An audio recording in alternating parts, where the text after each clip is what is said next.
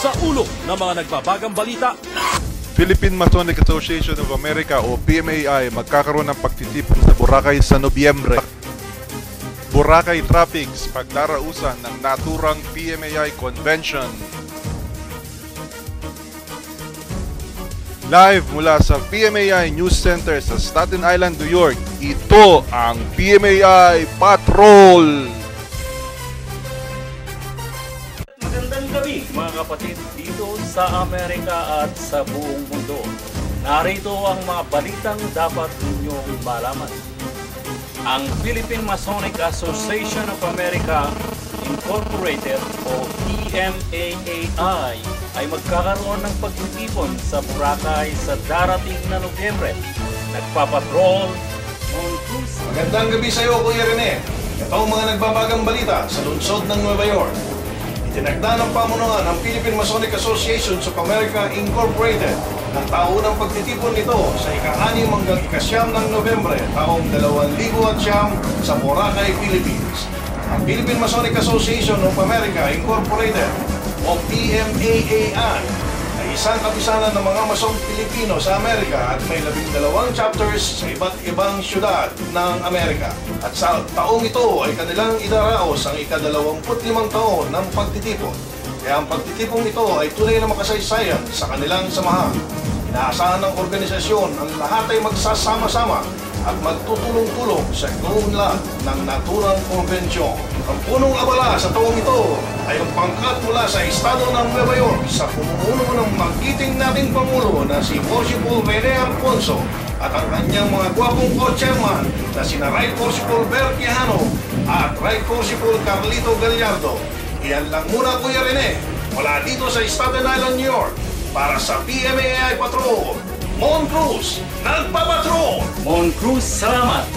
Upang ating makita kung saan gaganapin ang pagtitipong ito, dumako tayo sa Boracay. Mahal Gutierrez, nagpapatrol.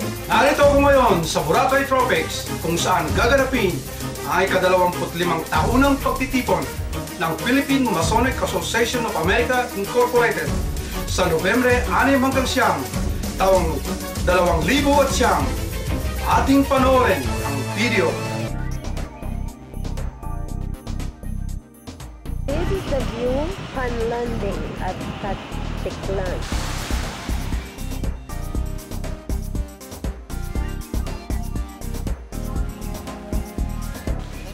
Kuya Bear, si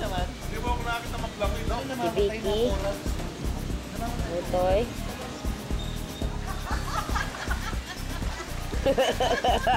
Saya-saya.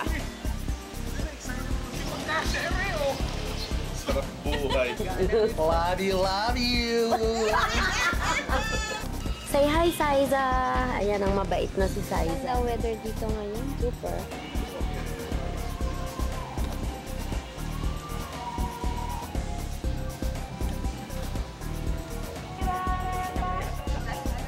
No. Maaga pa. Hey, welcome. Again. This is International Fairways and Blue Waters, where the tournament of the Philippine Masonic Association of America on November 8th will be held. Par 3. Hole number 2. Manicured green. Talaga lamang. Pag nawala ang bola nyo dito, dampot na lang ha. 13th hole. Walang patag ha. Pili. Silver. Future champion. Look at the future champions. Mga fairways and blue waters.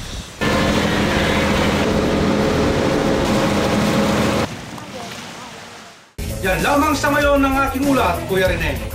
Mahal Gutierrez, nagpapatrol mula sa Boracay Tropics sa Boracay, Philippines. Maraming salamat sa iyo, Kuya Val. Alamin naman natin ngayon ang magiging kalagayan ng panahon. Sa ating kasama, nagpapatrol, Baby Alfonso. Maraming salamat, Kuya Rene. Nandito ako ngayon sa Boracay at maganda ang kalagayan ng panahon.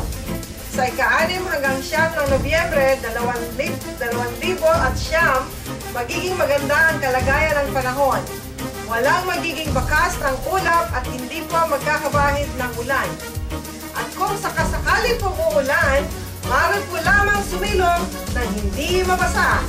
Nagpapatrol, Baby Alfonso. Balik sa'yo, Kuya Rene. Maraming salamat sa iyo, Ate Baby.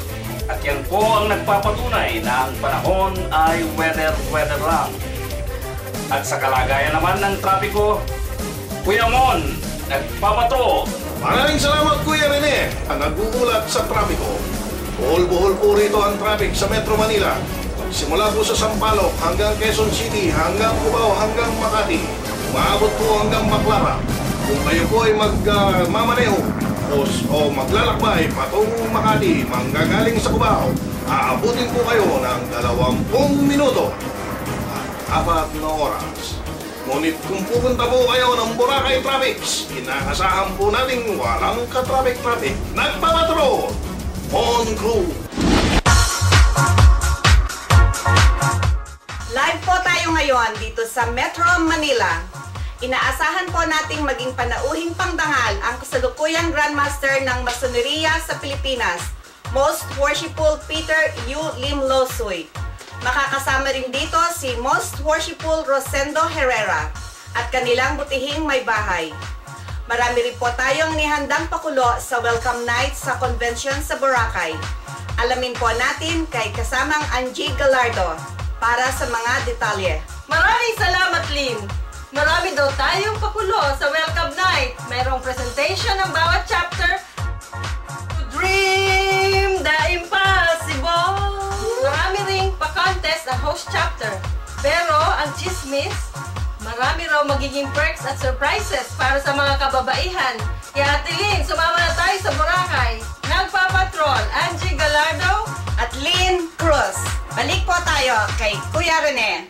Maraming salamat, Ate Lynn at Ate Angie. At yan po ang mga balitang aming nakalap. Pakiwari ay dapat ninyong malaman sa panahong ito. Hanggang sa muli po sa aming pagbabalik ng PMAI Patrol. Ito po si Rene Alfonso, nagpupugay at nag-uulat at nagsasabing mabuhay at magandang gabi sa inyong lahat.